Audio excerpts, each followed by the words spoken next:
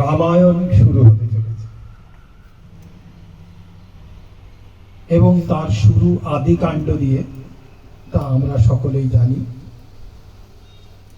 এবং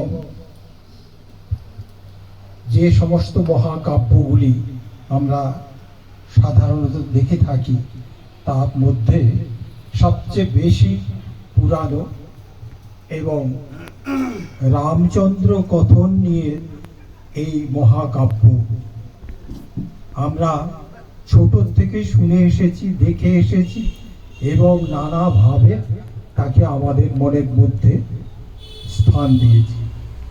আজকে পুনরায় হসলা এবং শ্রদ্ধা কর্তৃক এই রামায়ণের সূচনা হচ্ছে।